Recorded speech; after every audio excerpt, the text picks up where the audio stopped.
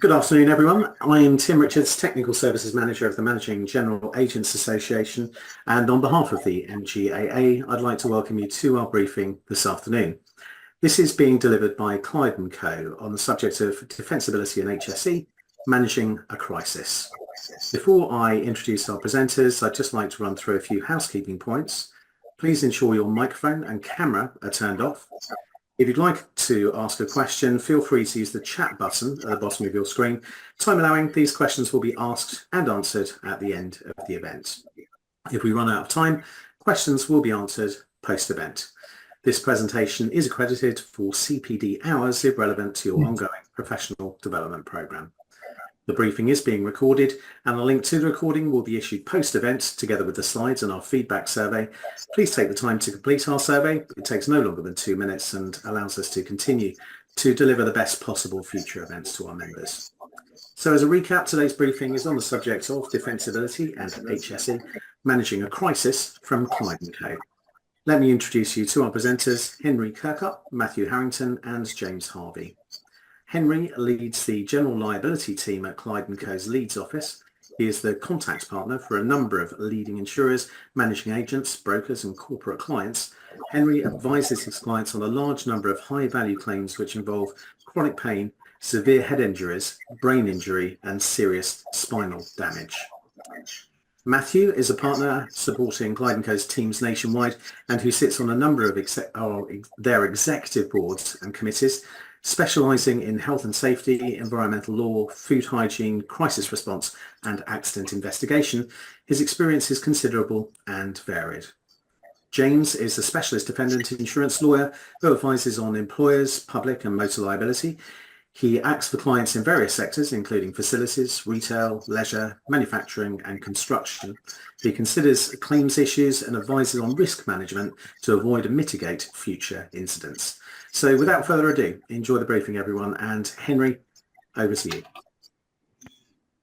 Thank you very much, Tim, for that kind introduction. As Tim has said, I'm a partner at Clyde & Co, and I deal with, my general practice involves dealing with claims for damages following catastrophic injuries to employees or members of the public.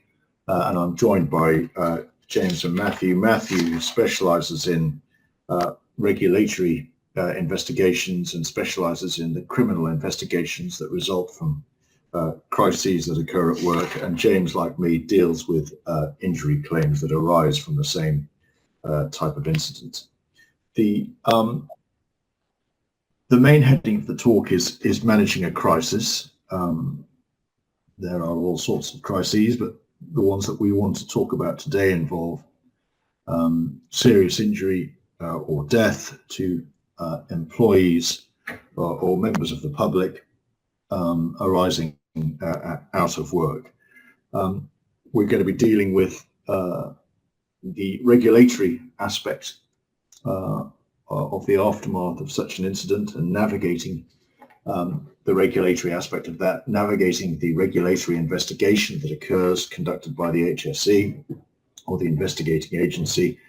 And we're also, James is going to look at the ways in which clients can perform their own investigations in respect of investigating any claims which might arise out of such an incident. Finally, we're going to look at ways in which clients can learn lessons from these awful incidents and how we can, how as a business, we can help them do that. Next slide, please, Gareth.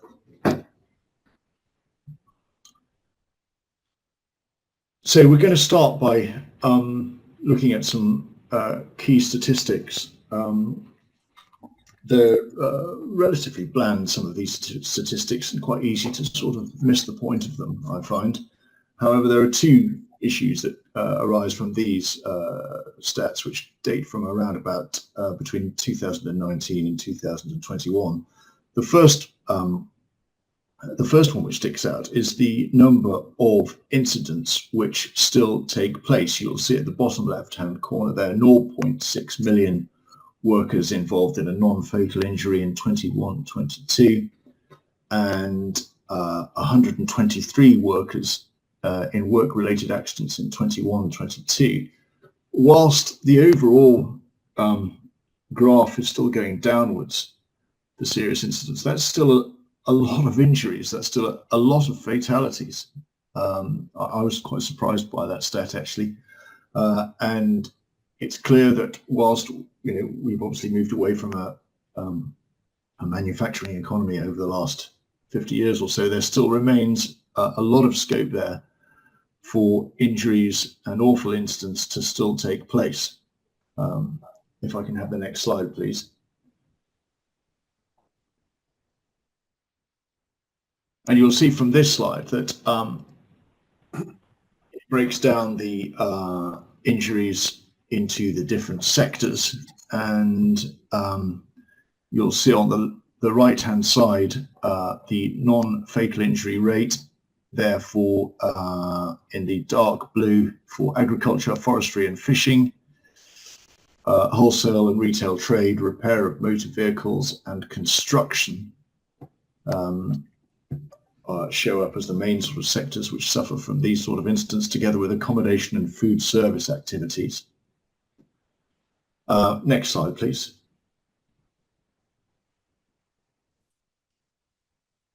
And these are more updated statistics dealing with, again, the number of injuries and level of injuries which still take place.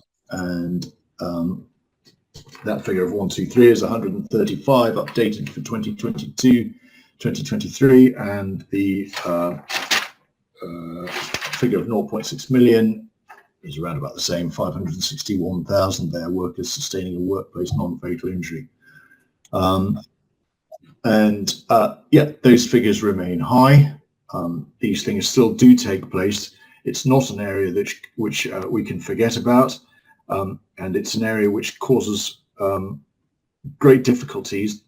Obviously, the main focus is on the people who've suffered the terrible injury or the fatality, but there's an uninsured element to this, which Matthew's going to talk about when he talks about the criminal investigation, but also there's a hidden aspect to this, which is the effect that it has on businesses when something of this nature occurs, and the distraction that it creates for businesses, and also the uninsured loss to the business, which is just, again, on the bottom left-hand side there, 3.7 million working days lost to non-fatal workplace injuries. So there's an uninsured aspect, not only in the sentencing that Matthew's going to discuss, but in the sort of hidden loss which takes place when one of these incidents occurs.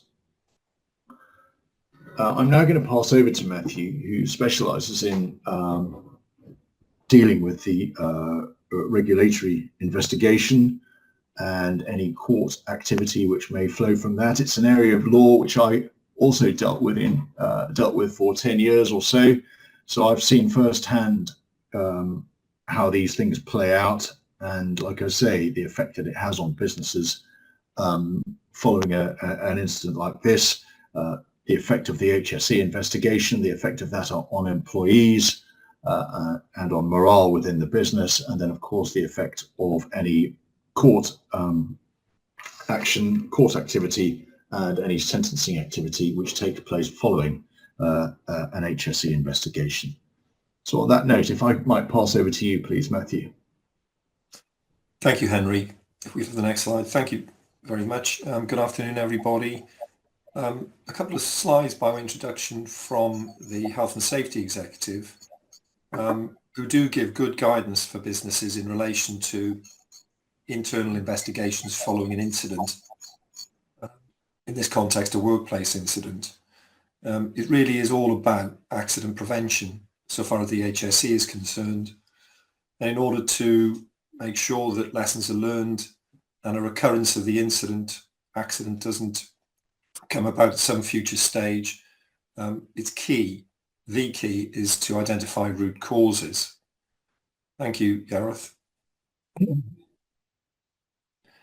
So the HSE gives some good practical guidance in relation to the different stages of an internal investigation, which, if effective, will identify the root causes and enable the organisation to take the steps that are necessary to reduce the risk of injury and prevent a recurrence in the future. And there they are. Gather the information, so the capturing and preservation of evidence. Then when that's been done, analyse the information. Identify suitable control measures. So what actions, what changes will be required to ensure that this doesn't happen again, and then a suitable control action plan, which will include keeping processes under review. So all very good sage advice from the HSE. Thank you. Next slide, please. But that's only part of it, because the incident investigation, the ensuing report, any materials generated as part of the investigation represent evidence in their own right, which can, at some future stage, in either a criminal regulatory context or a civil context, become important determinative evidence in their own right. And that's what the HSE doesn't say, and that's one of the reasons why we're here today, just to present in relation to this subject. We talk about crisis response, crisis management. Henry's already referred to that. What is a crisis? Well, it will mean different things for different people in different organisations.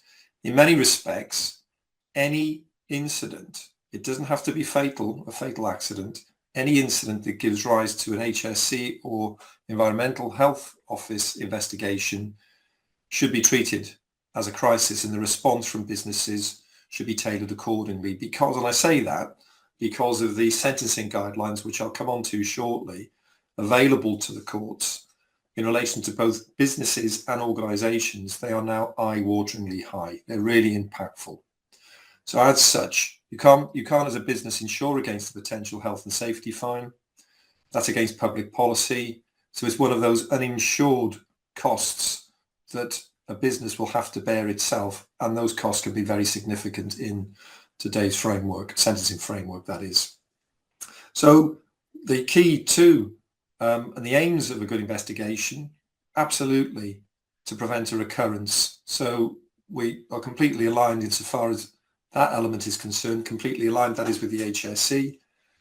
But this is what the HSE don't talk about, which is the investigation also needs to be properly focused to ensure that all relevant evidence, good and bad, is captured, because that will help in some cases, in many cases, to prevent a prosecution or to provide a defence to a prosecution if the HSE takes such enforcement action in the future. If the prosecution can't be defended, then good evidence captured and preserved as part of the investigative process can help mitigate the effects of any penalty, in this context a fine, or for individuals the custodial sentence that might be available and meted out by the courts. And obviously something we'll also talk about later, primarily through James Harvey, the evidence will also enable us and insurers to assess liability issues in the context of a civil claim or a prospective civil claim, which might be brought on behalf of the injured party, or in a fatal accident scenario, the injured parties, or sort of the deceased parties, family and next of kin. The key to, in my experience, to a good, effective investigation, when lots of things are often happening, it truly will be a crisis scenario, a very dynamic situation for a business, but the key is to trying to maintain and retain as much control over matters as both the internal investigation and the external investigation involving police and or HSE through their investigation stages as well.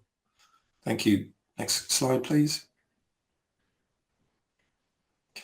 So there it is again, control. I can't emphasize that enough.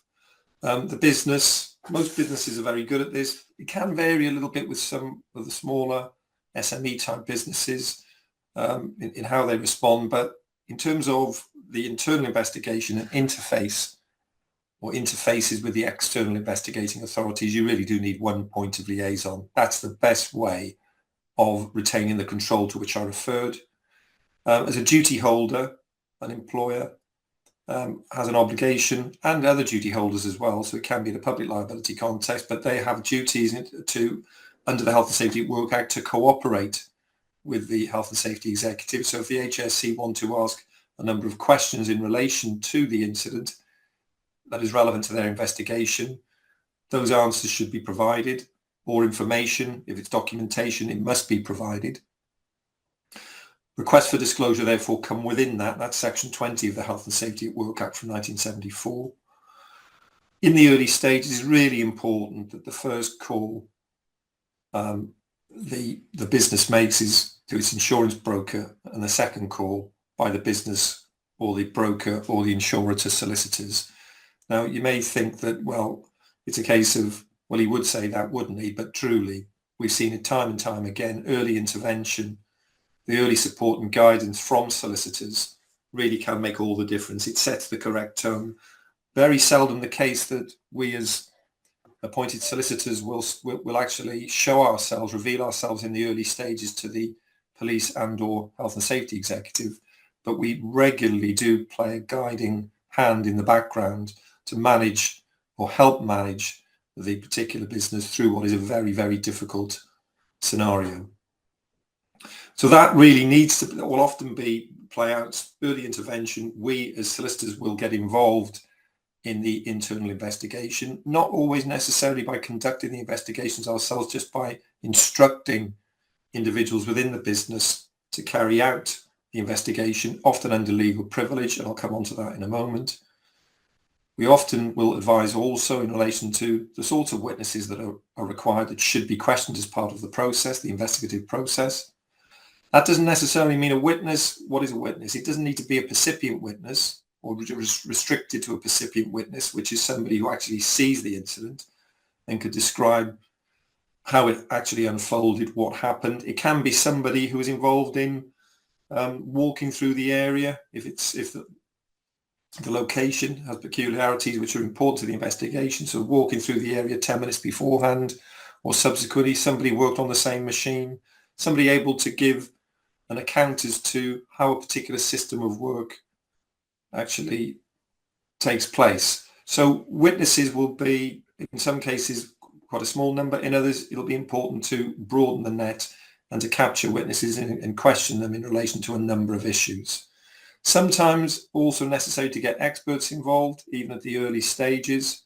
That can sometimes be informed by the severity of the incident, whether or not we are dealing with really awful catastrophic injuries or worse still, a fatality. And then also the nature of the incident. If it's a piece of work equipment, sometimes we'll often want to get an engineer involved pretty quickly to assist us in relation to not only root causes, establishing the root causes, but also in some of the issues that we think could be relevant to defensibility in both a criminal regulatory and civil context in due course. A timeline of events is always critical as part of the investigation. It seems a fairly obvious point, but some investigations actually don't manage to capture the precise chronology, which is so important. And then I've just put in there the PACE interview. At some stage in a HSE investigation, not always, not in every investigation, because sometimes the HSE will get involved and decide not to take any further action. But if they are considering taking further action, then at some point they will invite the organisation to go through what we call a Police and Criminal Evidence Act interview or process. More commonly nowadays, businesses are no longer invited to nominate an individual, a senior manager or director, to speak on behalf of the company in an interview under caution. More often than not now, the HSE invite written submissions from an organisation in relation to the incident, what the business thinks happened and what steps have been taken since the incident to mitigate risks of injury. And more often than not, where we do advise clients to participate in the PACE interview, we do so through written submissions rather than actually attending HSE investigations or police investigations in some more serious investigations. Thank you, Gareth. Next slide, please. I talked about privilege. One of the reasons why insurers, brokers and businesses do like to get us involved very early on is because we can then, or they can actually claim privilege over their investigation process, the documents generated as part of the process, and the subsequent report that's produced. What that means is, therefore, if the HSE ask for a copy, which they often do, ask for a copy of the report, the business can actually object on the grounds that the investigation has been instructed under legal privilege and is protected from production and disclosure. Sometimes we will retain privilege in relation to the investigation and the materials produced as part of it for a period of time, and then we'll decide to waive privilege when we're happy that we've got an accurate account and understanding of what went wrong, what needs to happen. So sometimes we will, in those circumstances, remove the label of privilege and actually produce the documents to the investigation body, the investigatory body. But the beauty of this is it does allow more time. As I said, if your customers, if they are managing an investigation, it's often in a very dynamic set of circumstances. Emotions can be running high. There can be all sorts of issues around trying to manage the existing staff, personnel, dealing with the press, dealing with other customers as well who might be interested. So often in those circumstances, the opportunity to take one's time and take whatever time is properly needed in relation to the investigation is very, very important.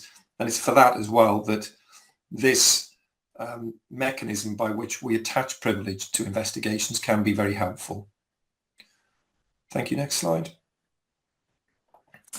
This is a whole presentation in its own right, but you'll be pleased to hear I've only got 2 slides, so I'm going to deal with it on a very high level basis. But the health and safety sentencing guidelines for health and safety offences, we even now refer to them as the new guidelines. They're not so new anymore. They were introduced in 2016, in February 2016, so they've actually been applicable now for over 8 years. Any prosecution that's brought against, well, in any criminal, it can be blue collar crime, white collar crime, it can be health and safety criminal law, but any prosecution has to be, by the prosecuting authorities, must be subject to the test, which is a 2-stage test, is whether, if the evidence that the investigatory body has gathered, if that is presented to a court, will it establish or will it secure a conviction on a balance of probability? So will the evidence more likely than not secure a conviction? And if that is answered in the affirmative, then the question becomes whether a prosecution is justified in the public interest. That's very much a judgment call for the investigating officer or officers. Nowadays, the HSE have an internal legal team with about 30 odd lawyers who are in the UK, and they are involved in the enforcement decision, which is essentially whether or not there should be a prosecution. And they will always apply this test. The public interest test is very easily satisfied if the outcome is a very serious injury or a fatal accident. So the sentencing guidelines apply. They really had a massive effect on levels of fines for health and safety offences. Even before, I mean, I've acted for all sorts of companies, all sorts of sizes in terms of turnover, but before 2016, the largest fine for a company that I'd represented had been subjected to was £500,000. And that was for a company with a turnover of in excess of £1 billion. It was a massive organisation, £500,000. You fast forward now, the biggest influences upon the level of fine will be the company's turnover will be size by reference to turnover. There are 5 categories. Micro, that's turnover of up to £2 million. Small, £2 million to £10 million. Medium, £10 to £50 million. Large, above £50 million. And very large is just a company with a turnover which is way in excess of that £50 million threshold. That will be the biggest single influence on the fine. The other main influences will be the court's determination of how culpable, how blameworthy the organisation is. That goes from very high, medium to low. What the harm risked was in terms of, well, if something had gone wrong because of this particular failing, this breach of duty, did it create a risk of very significant injury, or worse still, a fatal outcome? So the more severe, the higher the fine. And then the early guilty plea, and that is something, it's a statutory entitlement that any defendant in any area of criminal law will be entitled to a 1/3 discount in any fine for early guilty pleas. That's guilty plea at the earliest opportunity. And you'll see there that there's a very broad range for also from the micro company, which is below £2 million, the starting ranges, they start at £50, and for the very largest companies, they can go right up to £10 million, albeit the court has a discretion, £10 million, sorry, the court has a discretion to go above that limit if the circumstances of the case demand it. Just a couple of examples there from last year, two fines from very much the opposite ranges of the spectrum. So a roofing company fined for a workplace accident where somebody fell through a roof, a fragile roof surface. He suffered very serious injuries. I think he fell about 5 meters. They were a very small company, tens of thousands of pounds in terms of turnover. They were fined £16,000. To them, that was a lot of money. And then at the other end of the spectrum, Network Rail, after a derailment in Scotland, which I think as a result of which 30 people were injured and 4 people were actually killed, they were prosecuted £6.7 million. They did plead guilty at the earliest opportunity, which is why that fine was reduced by 1/3 from £10 million to £6.7 million. The largest fine under these guidelines has been £10 million, and that was Transport for London. I think again last year was after the Croydon tram disaster, where a number of people were very seriously injured, and there were a few fatalities as well, and they were fined £10 million after any discount. Excuse me. The sentencing guidelines don't just apply to companies, they do apply to individuals as well. Thank you, Gareth. Next slide. And again, culpability, so turnover is not a factor here. The biggest single influence upon any sentence in relation to individuals prosecuted and convicted for health and safety offences is the court's finding in relation to culpability. So we don't have high or very high, medium, or low. We have deliberate, reckless, negligent, and low. And if all of those apply, if in the more severe cases of reckless and deliberate, there will often be a custodial sentence, and the court has power under the sentencing guidelines to sentence individuals to custodial sentences up to a maximum of 2 years. Often those sentences where they have applied, and there has been a big increase in the number of the number of prosecutions of individuals for health and safety offences 2016. What we've often find is that any custodial sentences will be suspended for a period, but some people have gone to prison and will continue to go to prison where the culpability is at the reckless or deliberate end of the scale. They can also receive, as you can see, fines, so there can be a financial penalty, which will often be dependent and influenced by the individual's earnings. Thank you. Next slide, please, Gareth. This is a quotation which I often incorporate in presentations because I think it demonstrates, it goes back to where we started really with the HSE guidance in relation to incident investigation. And it's undoubtedly the case that despite what I've just said about control, ensuring that the investigation is carried out with a degree of protection in mind, that the principal aim of an effective incident investigation is to establish what happened and to ensure that steps are taken to prevent a recurrence. And it really is a case of prevention is better than cure. It might sound a bit glib, but I think this quotation really proves my point. This came as a result of a fatal accident involving a 22-year-old worker who, on the back of a flatbed lorry in 2006, was killed when, during a slinger operation, 3 tons of sheet steel fell from a remote control crane directly on top of him. The site occupier he was a contractor. The site occupier was prosecuted, convicted on pleading guilty to health and safety offences. And at the sentencing hearing, which is where this quotation comes from, the judge gave sentencing remarks before fining the organisation for health and safety offences. Now, this resonates with me because I was sat probably 3 or 4 metres from the deceased boy's family members. And it's worthwhile, in my view, just reading this out loud, because this is what the judge said in my presence, with the family members present as well. The result of the accident was that the deceased, who was 22 years old, lost his life expectancy of many years. His parents lost their son, his brother, and his grandparents lost their grandson. The loss does not and will not diminish over time, nor can their loss be compensated. The court understands that nobody will ever know the depth of their grief.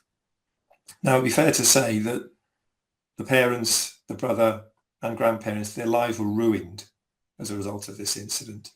And it really is a case of ensuring, really, rather than actually reacting to an incident where something has gone badly wrong, that risk management, safety risk management processes really do need to be robust, kept under review, to ensure that people are safe and members of the public are safe who may be affected by a particular business's undertaking. So that's it from me. Thank you for that. And I'll now pass over to James. Thanks, Matthew. So just following on nicely from the HSE investigation, I think if we get that bit right, it's naturally going to help with the defence of any cases. And when we're looking at claims defensibility, we're often asked by insurers, brokers, clients to go and deliver these sessions internally. This is a bit more higher level, but I think what we'll do in those situations is look at the causes of claim. So we'll look at the data, and then we'll look at the evidence that business may have available to defend those cases, and then work through some scenarios to work out what evidence they would have available to defend a given scenario, and then work out, well, where can they improve that risk and where can they do better. But if you just move on a slide, Gareth. Now this is similar to a slide that Matthew went through earlier on, and I think it's it just demonstrates the importance of a really good quality accident investigation, which is the starting point to the defence of a civil claim. Now, an incident may or may not have a HSE regulatory issue, but irrespective of this, the prompt investigation by nominated individuals, retaining of all the evidence, will mean it's so much easier to assess liability earlier, and of course the earlier that a decision can be made, the lower the cost will be. And I think some of those issues down the left-hand side, which is what Matthew identified earlier on in looking at some of the HSE investigation points, will go, as I say, into whether we're going to be recommending a liability admission or a liability denial. But some of the early steps as part of that accident investigation of the evidence that you're looking to collect will include photographs, which are often forgotten about, and are very, very important in the defence of a case when you think that that case may become in front of a judge 3, 4, 5 years down the line, and the scene and the locus may have changed, and therefore the importance of making sure that there's photographs of the scene is really, really helpful, along with a sketch plan and along with witness evidence and witness statements. I mean, witnesses will go missing and will move on, and therefore, and obviously people's recollections will fade with time, and therefore to get a contemporaneous factual statement at the time without opinion in it is really quite helpful.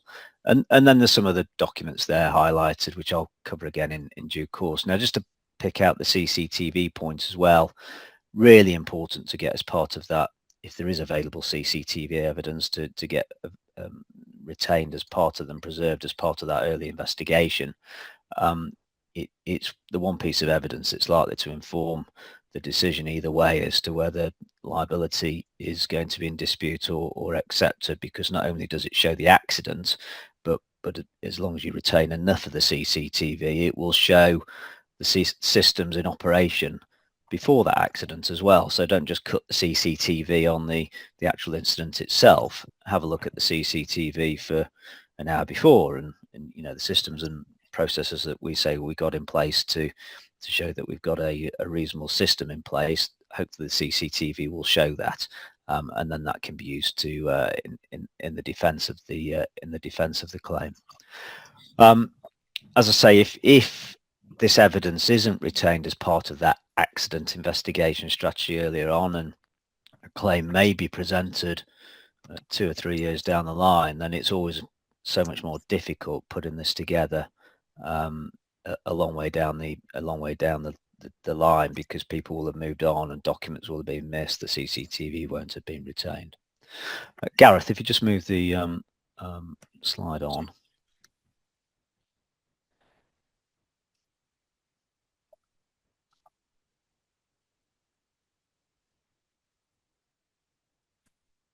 Mine's still stuck on accident investigation strategy. It should now be showing on my screen. Should be showing defending a public liability. Defending a public liability claim. That's right. So just picking out public liability cases as an example, because is a common claim that we see, and one of the biggest frequent causes of accidents arises out of slips and trips, for instance, which we'll get in a whole variety of locations, whether that's, you know, slipping in a public area, in a bar, a restaurant, a hotel, a retail environment, whatever it may be. Those are some of the most common examples of claims that we see, but they're also defendable with the right evidence in place.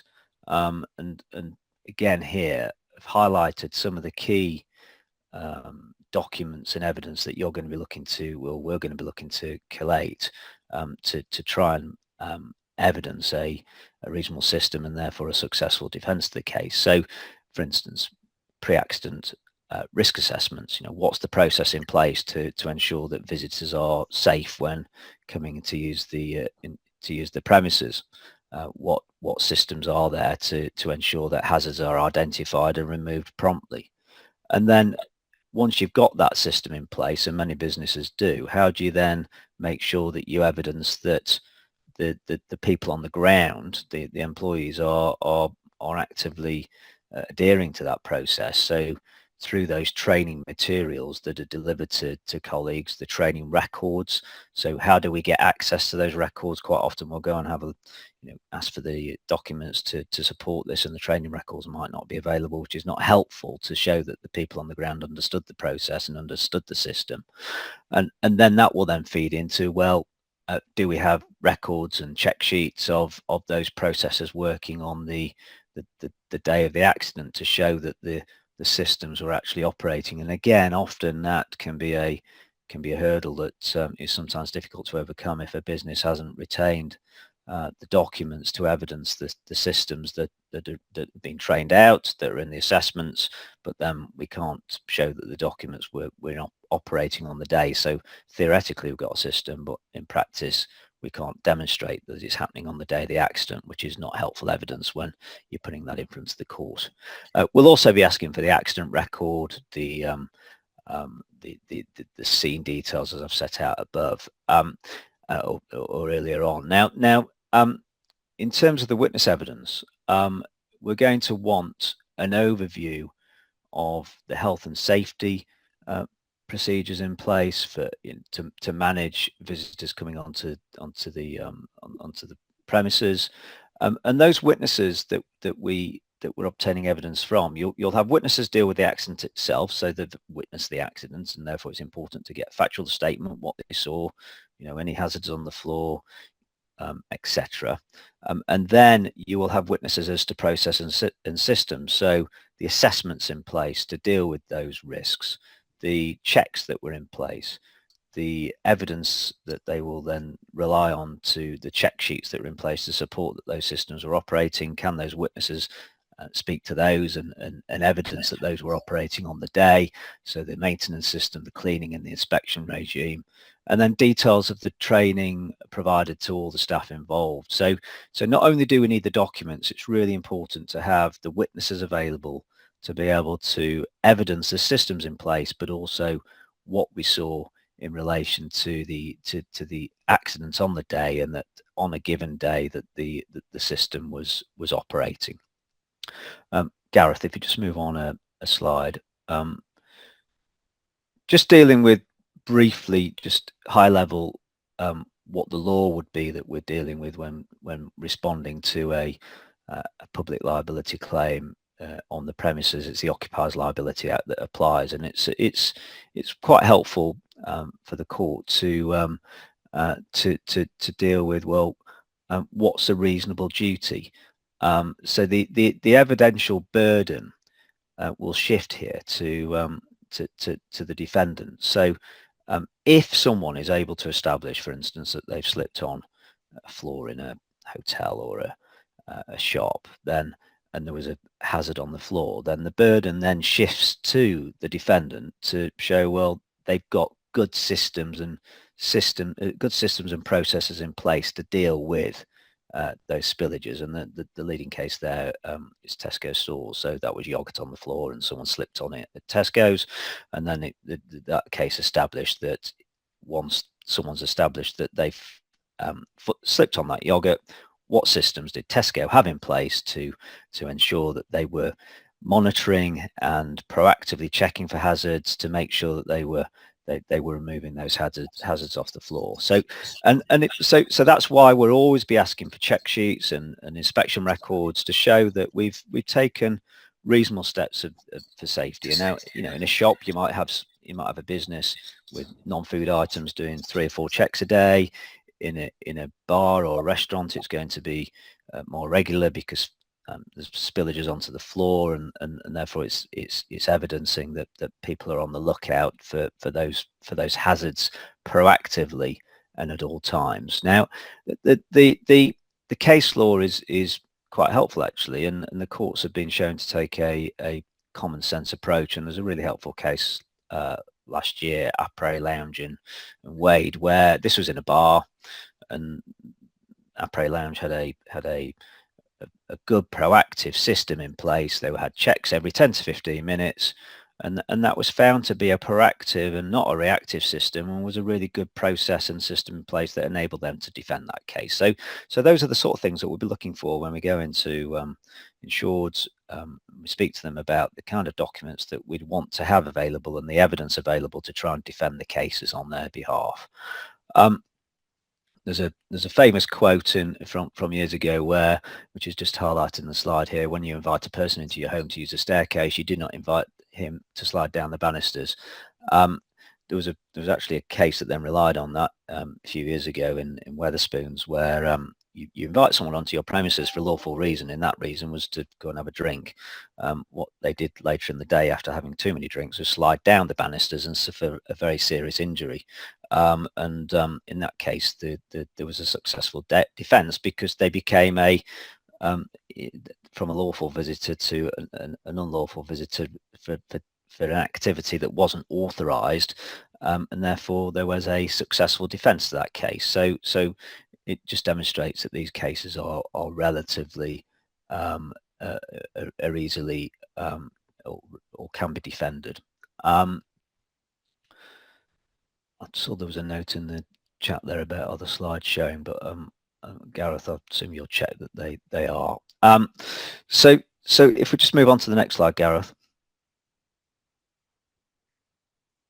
This is just a recap of the sorts of documents and system, as we'd say, that we'd need to show for that proactive system that we have in place. Was there a system devised? Can we show it was implemented on the day? Have we got the cleaning schedules? Have we got witnesses to support it? Do we have the training records? Is there matting required? And warning signs is one of the things to pull out there. So they can be a good way of defending cases. So there's a spillage there, you put a warning sign down, and and warn of that hazard, or it might be a defect in a building and you're warning of someone of that hazard, and that can be a defence under the Occupiers Liability Act.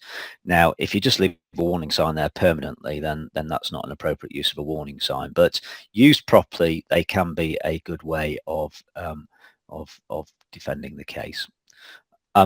Gareth, if you just move on to the next slide. Third-party contractors, again, it's a defence in the Occupiers Liability Act. So you as the defendant as an occupier of the premises, you might be the owner of the hotel or the shop or the facilities, and then you can try and pass your liability on by engaging third-party contractors, security guards, for instance, cleaners, who then may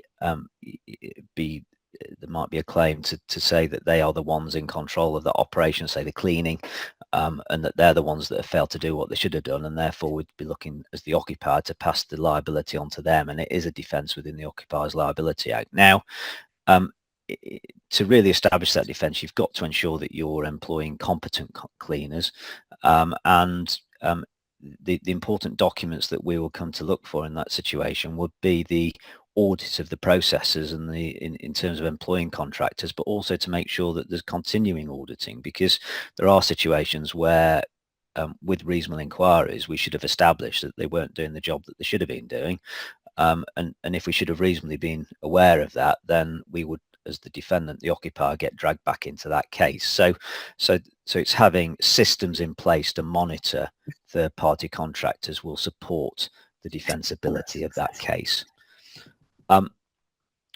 Gareth, if you could just move on to the next slide. Now, employers' liability claims. We've covered a high-level overview of public liability claims. Now, employers' liability are going to be pretty similar in a lot of the documents that you're going to be looking for, save for clearly in an accident in the workplace, say a factory, for instance, you're going to be looking for alternative documents such as the risk assessments on, if it's a machine that's caused an incident, you'd be looking for the risk assessments on the machine, the training documents on the machine, the maintenance records on the machine, and any defects with that machine and the inspection of that machine. So it's slightly different, but it's not completely different to a PL case. So we've set out there some of the key documents that you will go and ask for from the insured, in terms of the relevant records. There's amazing what will turn up in someone's occupational health and personnel file in terms of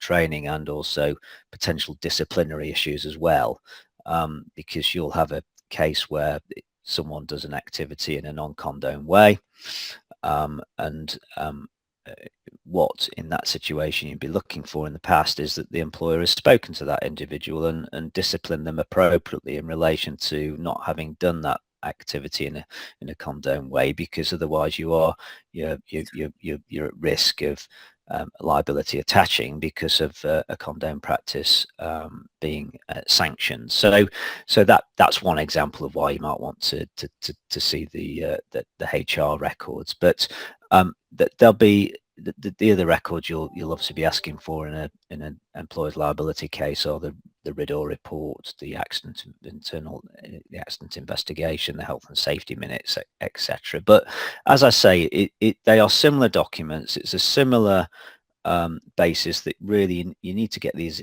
investigations done promptly. You need to preserve all these documents and obtain the witness evidence, and then it will put you in a much better position to be able to defend the claim moving forwards. Gareth, if you move on. So just to summarise, what does a good defence look like? So the evidence will need to show that the risk to health and safety has been identified and evaluated, that we've then got that procedure in place to adequately reduce or minimise the risk, that staff have been trained in that process, and at the time of the incident in question the procedure was operating appropriately, and that when an accident does occur, then obviously it's important for the risk to be re-evaluated. Now there does need to be some care around that, because quite often what we see in accident reports is that people are desperate to find a root cause, a fault as to why has this happened, why are we at fault, when in reality our processes and systems are perfectly adequate. It's just that someone's not followed their training. So I think if there is no fault with the process and systems, and we don't need to change them, then all well and good, because of course if we recognise that there are issues that have contributed to the incident, then those changes are likely to have a detrimental impact on being able to defend the claim. As I've mentioned, document retention is key. So evidence is king here. So the lawyers will always be coming after a document, then we'll review a document and come and ask for another one. We'll often frustrate people with all the multiple requests around all those documents. But the reason why we've got to retain the documents early is that we've got this primary limitation period in relation to personal injury claims of 3 years, and therefore, as I said earlier on, it might be some time down the line before a claim is submitted. So we really need to retain and preserve those documents.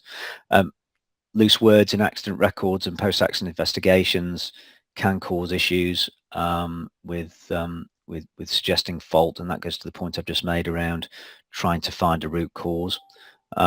It's important. The importance of the insured engaging with its legal team is really, really important. I think what we need to know warts and all. So we need to know, what our positives of the case are and what our weaknesses are, because the weaknesses can sometimes be dealt with, but we'd rather the weaknesses also come out early.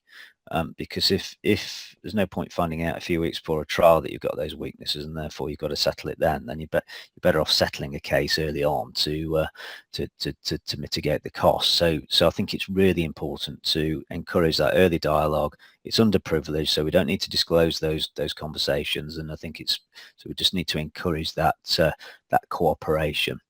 As we said there, anything said or put in writing between the client and the solicitor is privileged, and Matthew referenced this earlier as regards the HSE as well.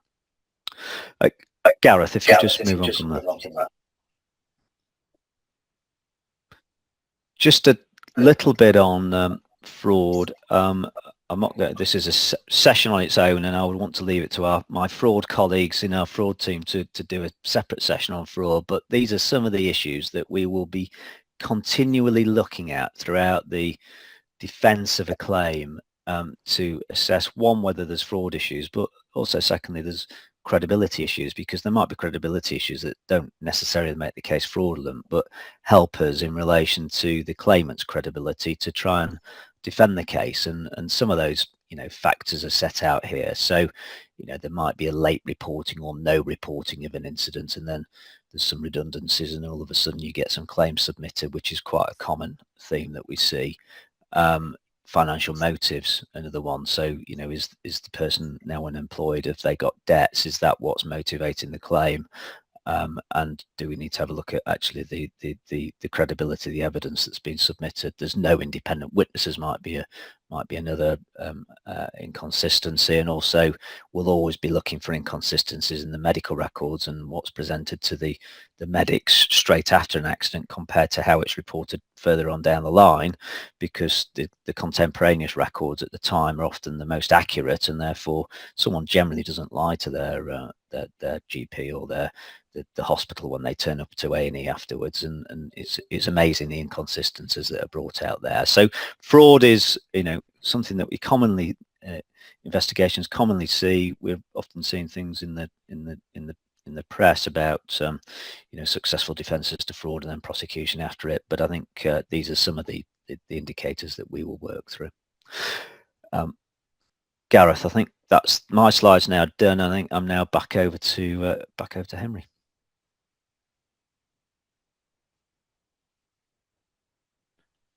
You're on mute, Henry. Schoolboy error. You'd have thought I could learn that over the last 4 years. But no, thank you very much, James. Thank you very much, Matthew, to those two very helpful overviews in relation to the criminal side of things and the civil side of things following a crisis, and the way in which they interact with each other, and the way in which a policyholder deals with one influences the outcome for another. My practice, if I could just finish today's talk, my practice in the last 10, 15 years has very much focused on helping SMEs and smaller businesses with claims and with regulatory prosecutions of the type that we've described today. I've acted for MGAs throughout that period, and as a result of that, all of us, Matthew and James will join me on this, I'm sure, are very conscious of the way in which smaller customers, smaller policyholders don't have the sort of personnel capacity, the insurance team and the health and safety team to help them in the sort of difficult circumstances that Matthew was describing earlier on. And at Clyde and Co, we have designed an SME product specifically for smaller customers, specifically to help them in these situations, and it's designed to provide that assistance to SMEs and to provide that assistance in helping them with their defensibility, and basically providing the sort of service that historically we might have provided to an insurer's major customer around sector-specific training, defensibility sessions, and working with brokers and with MGAs to highlight trends within the different books of business. And so that's something that we're very conscious of, and something that we work with a lot of MGAs on at the moment. So I just thought that was something that was worth highlighting on the back of the talks from James. Otherwise, thank you very much for joining us today. Thank you very much, Matthew and James, for those for that input. I hope you found it helpful. I'm sure you know where we all are if you want to speak to us about any of the issues that have been raised today, and any of the ways in which we can help smaller customers and MGAs and navigate the sort of issues that we've spoken about today. And on that note, if I can hand back to Tim, and he can finalise things. Thank you very much. Thanks very much, and we're right on time. So if anyone does have any questions, feel free to contact Henry, Matthew or James on the email addresses or telephone numbers you can see there, or alternatively contact me at tim.richards@mgaa.co.uk, and I'll be happy to pass those on. So thanks very much to Henry, Matthew and James for your presentation today, which I'm sure everyone will agree has been both fascinating and valuable.